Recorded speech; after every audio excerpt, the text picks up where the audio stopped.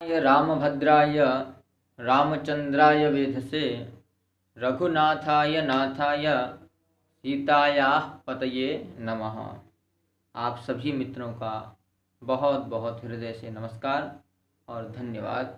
आप सभी श्रीमद् भगवद गीता का अध्ययन कर रहे हैं, जो भगवान श्री कृष्ण के द्वारा अर्जुन को सुनाई गई थी और उसको सुनाने से अर्जुन के शोक एवं मोह दोनों का नाश हो गया था और अर्जुन अपने कर्म में, क्षत्रिय धर्म का जो कर्म था उसमें प्रवृत्त हो गया था। तो मैं आशा करता हूँ कि हम सभी भी गीता के अध्ययन के द्वारा अपना जो कर्म है उसमें लग जाएं, प्रवृत्त हो जाएं तथा शोक, मोह इत्यादि जो दोष हैं इनकी समाप्ति हो जाए।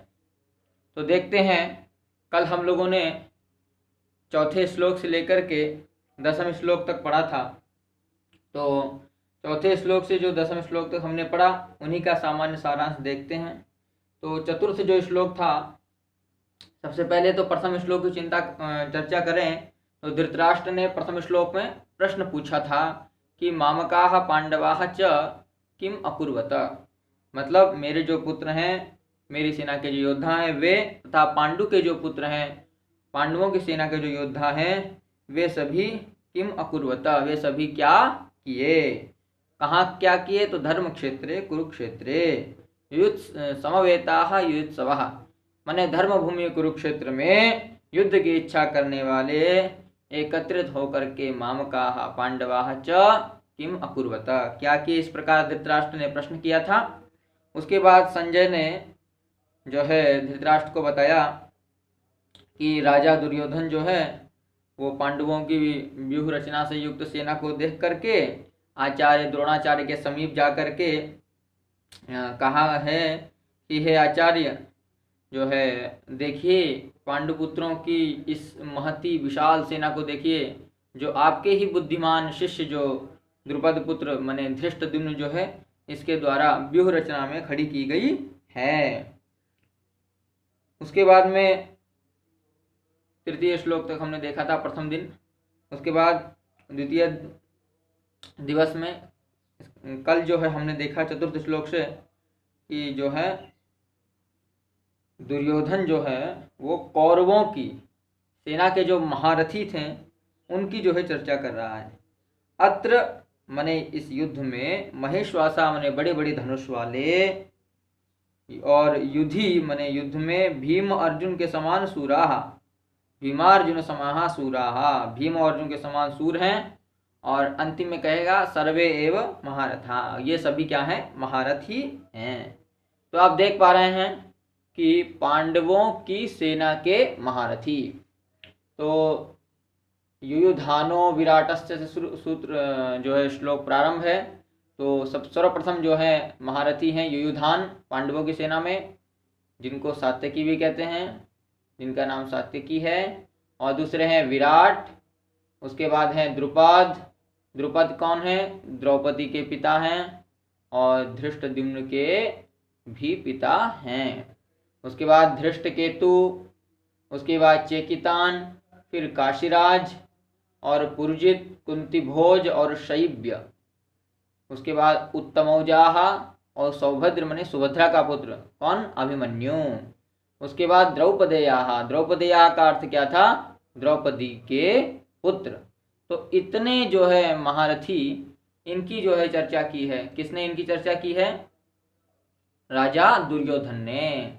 उसके बाद में जब इनकी सबकी चर्चा की और फिर श्लोक बताया कि अस्माकं तु विशिष्टाये तान् निबोधत द्विजोत्तमा, नायका मम सैन्यस्य संज्ञार्थम तान् ब्रवीमिते। हे द्विजोत्तम, हे द्विजो में श्रेष्ठ द्रोणाचार्य जी, अस्माकं तु ये विशिष्टाः, हमारी सेना में जो विशिष्ट हैं, तान् निबोध, उनको भी आप जानिए।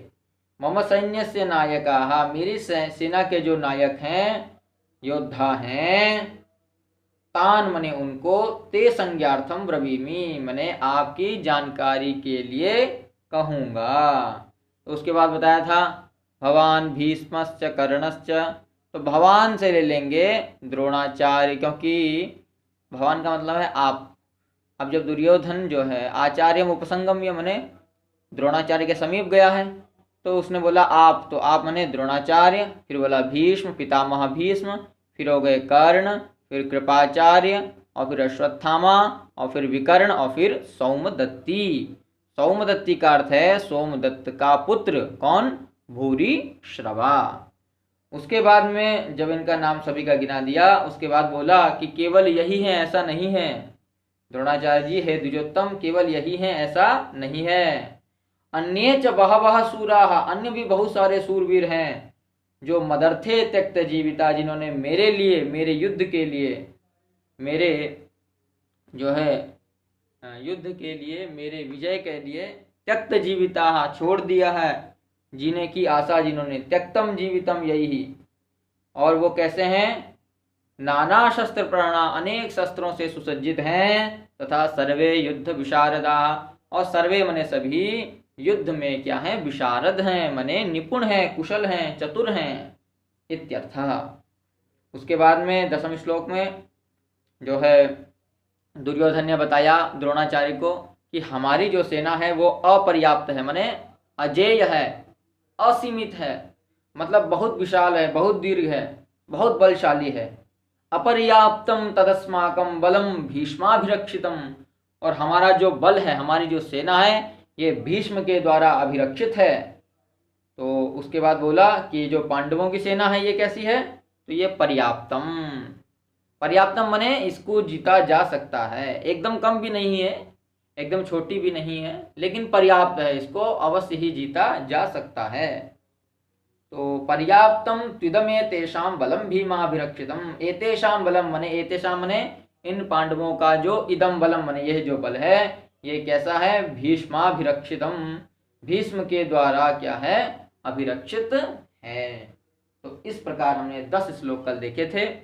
आज हम लोग 11 श्लोक को देखते हैं। अयनेषु च सर्वेषु यथा भागमवस्थिताः भीष्ममेवाभिरक्षन्तु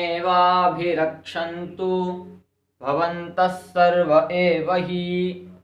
अब यहाँ पे दुर्योधन कह रहा है कि भवन्तः सर्वे एव, यहाँ सर्वे था, सर्वे को क्या हो गया है? सर्व हो गया है, क्योंकि ए को जो है एचो यवा यावा सूत्र से क्या हो जाता है? अयादेश हो जाता है। तो जब अयादेश हो जाएगा तो यहाँ पे सर्वय बचेगा, और यकार का लोपशाकल्य से क्या हो जाता है? विकल्प से लोप हो जाता है। तो यहाँ सर्व दिख रहा है, लेकिन है क्या? सर्वे है यहाँ, ठीक है। तो भवन्तः सर्वे एव मने आप सभी, भवन्तः सर्वे एव का अर्थ क्या हो जाएगा? आप सभी ही का अर्थ है निश्चित रूप से, ही का अर्थ है निश्चित रूप से, यही अव्यय है और यह निश्चित अर्थ में है। आप सभी जो है निश्चित रूप से, आप सभी निश्चित रूप से क्या करना? तो भीष्मम एव अभिरक्षन्तु, भीष्मम एव अभिरक्षन्तु मतलब भीष्म की ही रक्षा करना। भीष्म को क्या करना? आप लोग अभिरक्षित करना। भवन्तः सर्वे एव माने आप सभी निश्चित रूप से भीष्मम एव अभिरक्षन्तु, भीष्म की ही क्या करना? रक्षा करना। तो भीष्म की रक्षा करने के लिए क्यों कह रहा है? क्योंकि आपने देखा था इससे पहले वाले श्लोक में कि अपर्याप्तम तदस्माकं बलम भीष्माभिरक्षितम।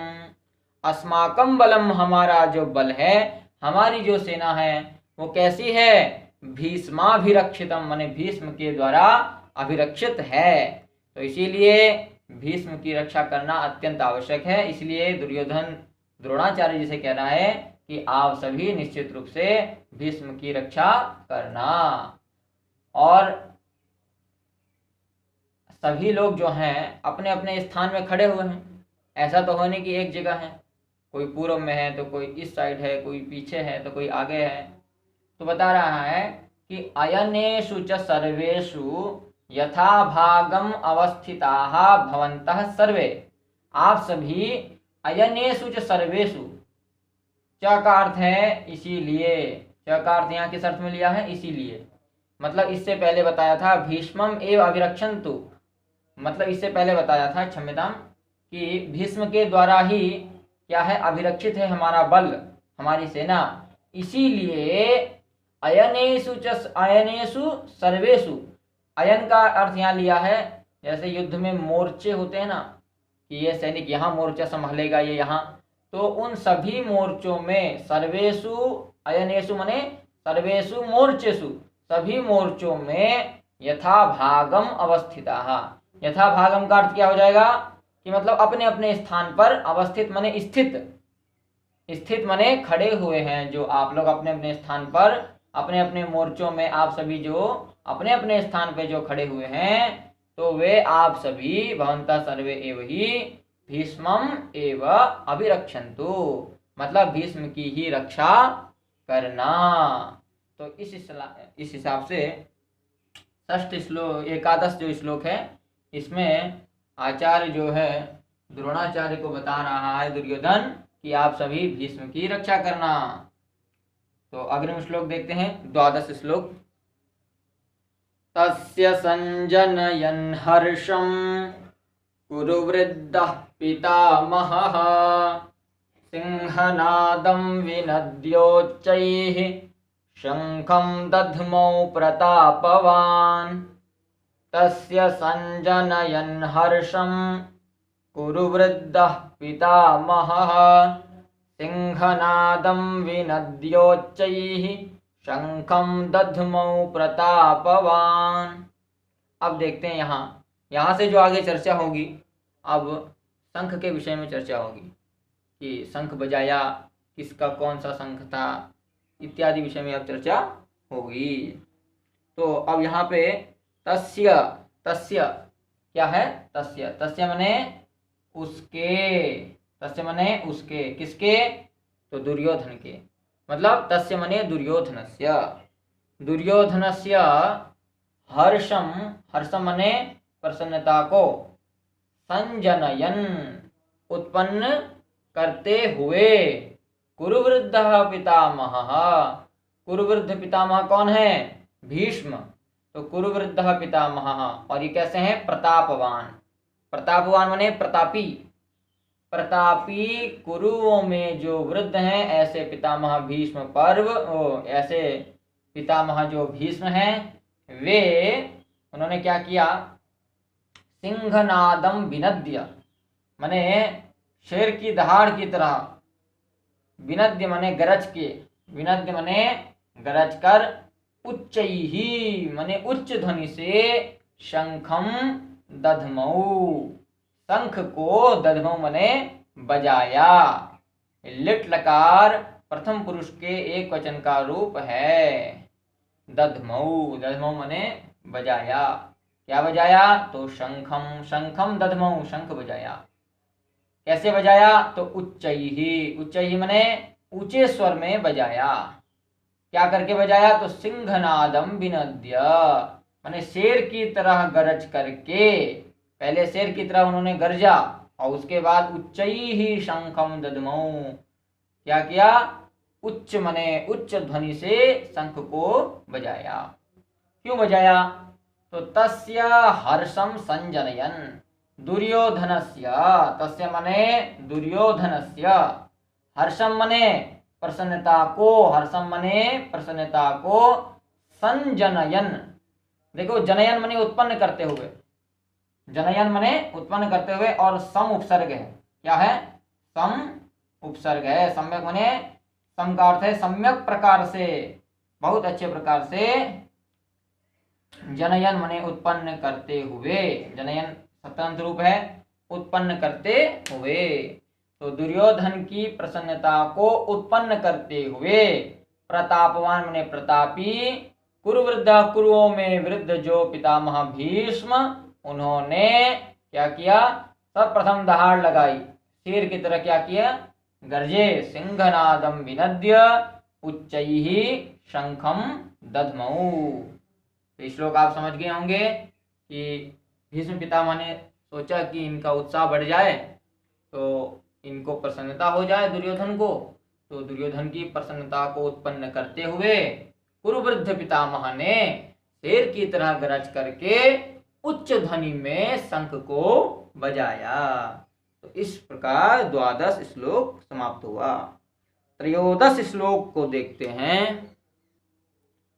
ततः शंखाश्च भैर्यश्च पणवानक गोमुखाः सहसैवाभ्यहन्यन्त सशब्दस्तुमुलोऽभवत्। अब यहाँ पे बता रहे हैं कि जब पितामह भीष्म ने शंख बजाया और बहुत तेज से वो गरजे, तो उनको देख करके उनके बाद ततः मने उसके बाद, ततः मने तत्पश्चात उसके बाद क्या हुआ, तो बता रहे हैं शंखाः, शंख मने बहुत सारे शंख, तथा भेरियः, भेरियः भेरी शब्द का अर्थ होता है नगारा। तो भेरियः जैसे बहुवचन का रूप है, जैसे नदी नद्यौ नद्यः, उसी प्रकार भेरी भेरियौ भेरियः। तो भेरियः भी अब आगे बताएंगे अभ्यहन्यंत मने बज उठे। उसके बाद में क्या हुआ, शंख बज उठे, भेरी बज, भेरी मने नगारे बज उठे, पणवानक और गोमुख मने ढोल मृदंग नरसंग इत्यादि इत्यादि जो बजाने के जो पात्र इत्यादि थे वो सभी क्या हो गए, बज उठे। सहसा एव अभ्यहन्यंत, अभ्यहन्यंत सहसा एव अभ्यहन्यंत, अभ्यहन्यंत मने बज उठे, सहसा एव मने एक साथ ही बज उठे। तो तथा मने उसके पश्चात जब पितामह भीष्म ने बजाया शंख, उसके बाद शंखाः, शंखा मने बहुत सारे शंख, तथा भेरिया मने नगारे, तथा पणवानक, पणवानक शब्द का अर्थ ढोल अथवा मृदंग। उसके बाद गोमुखाः मतलब गो की तरह मुख था, ऐसे बाजे इत्यादि रहे होंगे, उनको नरसिंह इत्यादि बोलते हैं। तो पणवानक भी बज उठे और गोमुख भी बज उठे। पणवानक गोमुखाः सहसा एव, सहसा एव का अर्थ हो जाएगा एक साथ ही। अभ्यहन्यंत, अभ्यहन्यंत मने बज उठे। उसके बाद में बोल रहे हैं स शब्द, यहाँ सह के विसर्ग होना चाहिए था लेकिन नहीं है, तो यहाँ विसर्ग होता ही नहीं।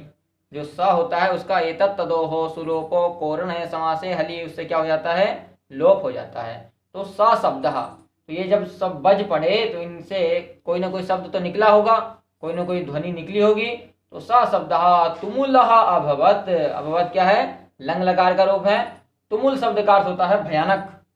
वो शब्द कैसा था, तुमुल था, तुमुल था मतलब भयानक था। तुमुलः का अर्थ क्या हो जाएगा, भयानक। वो जो शब्द जो ध्वनि निकली इन सभी जो है बाजों से, शंखों से, वो जो शब्द वो जो ध्वनि हुई वो कैसी हो गई, तुमुलः अभवत् मने बहुत भयानक हो गई। तो इस प्रकार से इस श्लोक का भावार्थ यही है कि जब पितामह भीष्म ने बजाया तो उनको देख करके सभी लोगों ने शंख बजाया, नगारे बजाए, पणवानक बजाए, गोमुख बजाए, ढोल मृदंग नरसिंह इत्यादि बजाए। तो जब एक साथ सभी ने बजाए, सहसा एव जब अभ्यहन्यंता, जब सभी ने एक साथ बजाए तो स शब्दः तुमुलो अभवत्, तो वह जो ध्वनि निकली, वह जो शब्द निकला वो बहुत भयानक हो गया, तुमुलः अभवत्। अब देखते हैं अग्रिम श्लोक में। ततः श्वेतैर्हयैर्युक्ते महते स्यन्दने स्थितौ माधवः पाण्डवश्चैव दिव्यौ शंखौ प्रदध्मतुः। अब इस श्लोक में बता रहे हैं, अब वहां पे क्या आया था, दधमऊ, क्योंकि बजाने वाले कौन थे, केवल पितामह भीष्म थे। तो एक वचन में लिट लकार का रूप बना था दधमऊ, शंखम दधमऊ मने एक शंख को बजाया, एक इस अर्थ, ये अर्थ था। अब इस श्लोक में आप देख रहे हैं कि शंखम की जगह क्या हो गया है, शंखौ। शंखौ मने दो शंख बजाए और द्विवचन का रूप हो गया दधमऊ दधमतुहु, और प्र उपसर्ग लगा देंगे मने बहुत प्रकृष्ट तरीके से, अच्छे प्रकार से, प्रदधमतुहु अच्छे प्रकार से बजाए। क्या बजाए, शंखौ, दो शंख बजाए। भाई किसने बजाया दो शंख? और वो शंख कैसे थे? तो दिव्यौ। कैसे थे वो शंख? दिव्यौ, माने दिव्य दो शंख जो है बजाए गए। किसने बजाए? माधव पांडवश्च। माधव ने माने भगवान श्री कृष्ण ने, और पांडव ने, पांडव मतलब यहाँ अर्जुन को ले लेना है। किसको ले लेना है? अर्जुन को। तो भगवान श्री कृष्ण ने और अर्जुन ने दिव्यौ शंखौ प्रदधमतुः, माने दिव्य दो शंख बजाए। तो इस प्रकार यहाँ अर्थ हो जाएगा। चैव मतलब वासुदेव ने और अर्जुन ने भी, एव का अर्थ हो जाएगा भी। मतलब माधव मने वासुदेव ने, भगवान श्री कृष्ण ने, च मने और, पांडव एव मतलब पांडव का अर्थ यहाँ क्या हो जाएगा? अर्जुन। तो अर्जुन ने भी, एव मने भी, दिव्यौ शंखौ प्रदधमतु, दिव्य शंख जो है बजाए दोनों ने। ठीक है, इतना समझ में आ गया। अब माधव मने भगवान श्री कृष्ण और पांडव मने अर्जुन, तो ये दोनों का भूमि में खड़े थे कि कहाँ खड़े थे? तो बता रहे हैं स्यंदने स्थितौ। स्यंदने स्थितौ सप्तमी है, तो उसका अर्थ होगा में, मतलब रथ में स्थित होकर के, रथ में खड़े होकर के, रथ में अथवा बैठ करके, स्थित होकर के। स्यंदने स्थितौ, स्यंदन शब्द का अर्थ क्या है? रथ। स्यंदन शब्द का अर्थ क्या है? रथ। रथ में स्थित होकर के माधव और पांडव ने भी, एवं ने भी दिव्यौ शंखौ प्रदधमतुः, दिव्य दो शंख बजाए। अब वो रथ कैसा था? तो बता रहे हैं महति स्यंदने स्थितौ। अब यहाँ स्यंदने में सप्तमी है, तो महत शब्द की सप्तमी हो जाएगा महति, क्योंकि आपको एक नियम पता होगा कि विशेष में जो विभक्ति होती है, विशेष में जो लिंग होता है, वह विशेषण में भी हो जाता है। यल्लिंगम यद्वचनम या च विभक्ति विशेष्यस्य, तल्लिंगम तद्वचनम सा च विभक्ति विशेषणस्यापि भवति। जैसे किसी ने बोला पुरुषः, तो यदि बोलेंगे उसका विशेषण देंगे कि सुंदरः पुरुषः, तो पुरुषः पुल्लिंग में है, इसलिए सुंदर भी पुल्लिंग में हो जाएगा। सुंदरः पुरुषः, सुंदरौ पुरुषौ, सुंदराः पुरुषाः, इस प्रकार। और यदि ये बोलेंगे नारी, नारी बोलेंगे, तो सुंदर जो है स्त्रीलिंग में हो जाएगा सुंदरी नारी, सुंदर्यौ नार्यौ, सुंदर्यः नार्यः। तो इस प्रकार से बनेगा। तो स्यंदन मने रथ में स्थित होकर के। रथ कैसा था? तो महति मने महान रथ था, सामान्य रथ नहीं था। कैसा रथ था? महान रथ, मने विशाल रथ था। तो विशाल रथ में स्थित होकर के, खड़े होकर के अथवा बैठ करके माधव और पांडव ने भी दिव्यौ शंखौ प्रदधमतु, दिव्य शंख बजाए। अब वो रथ जो था वो किससे युक्त था? भाई उसको घोड़े तो चला ही रहे होंगे, घोड़े ही खींच रहे होंगे, तो किससे युक्त होते हुए? तो बता रहे हैं हयई ही युक्ते। हय शब्द का अर्थ है अश्व, माने अश्वों के द्वारा वो रथ क्या था? युक्त था, माने अश्वों से क्या था? युक्त था, माने जुड़ा हुआ था। तो हयई ही युक्ते। अब युक्ते में भी क्या हो गई? सप्तमी हो गई, क्योंकि स्यंदन में सप्तमी है, इसका विशेषण युक्ते है। और हयई ही युक्ते, और कैसे हयई? वो घोड़े कैसे थे? श्वेतैहि, श्वेत माने सफेद, तो सफेद घोड़ों से युक्त विशाल रथ में स्थित होते हुए माधव ने और पांडव ने भी दिव्य शंख बजाए। इस प्रकार अर्थ हो जाएगा। ततः मने उसके पश्चात, किसके पश्चात? जब पितामह भीष्म ने शंख बजाया, तो उसके पश्चात श्वेतैहि हयैहि युक्ते, श्वेत अश्वों से युक्त महति स्यंदने स्थितौ, विशाल रथ में स्थित होकर के माधव पांडवश्च एव, माधव और अर्जुन ने भी दिव्यौ शंखौ प्रदधमतुः, दिव्य शंख बजाए। इस प्रकार 14 श्लोक समाप्त हुआ। अग्रिम श्लोकों में हम देखेंगे कि माधव के शंख का नाम क्या है, पांडव के शंख का नाम क्या है, सभी के शंखों का नाम आएगा।